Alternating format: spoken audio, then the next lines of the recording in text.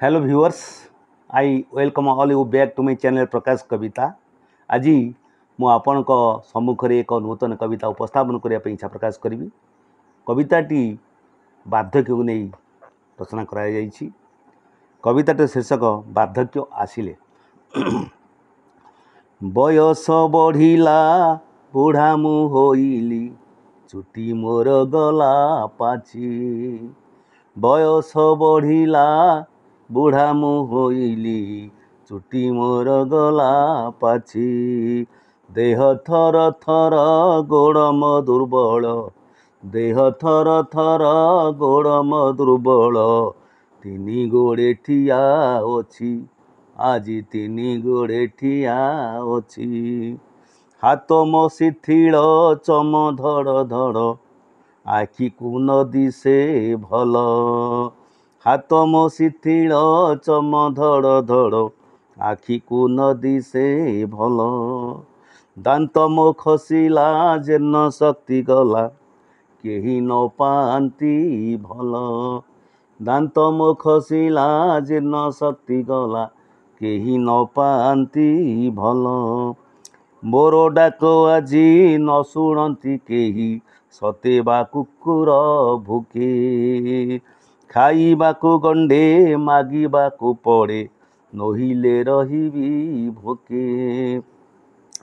सर्वस देईण पाळिथिली जारे, रुहे सेही दूर देशे।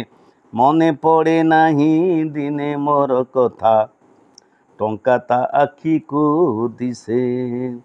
केते जणाइली बिनती मु कली, आसिला से एक दिने। वृद्धाश्रमे छाड़ी देई चाली गला, करिदेला मोते भिने। शुण आहे मोर सुज्ञानी मंडली, पिलांकु पढ़ाओ पाठ। संस्कार शिखाई मनीष कराओ, धर्म बाट टिके बांट। धर्म भाव टिके बांट। मनीष पणिया अमूल्य गुणटी, शिखाओ पिलांकु आपे।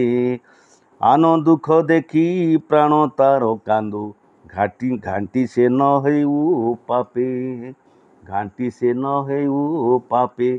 ईश्वर अटंती जगत रे श्रेष्ठ, तांको चरण रे थाओ मती। प्रभु नाम जपी कर्म से करिले, पापरु पाइब मुक्ति। प्रभु नाम जपी कर्म से करिले, पापरु पाइब मुक्ति।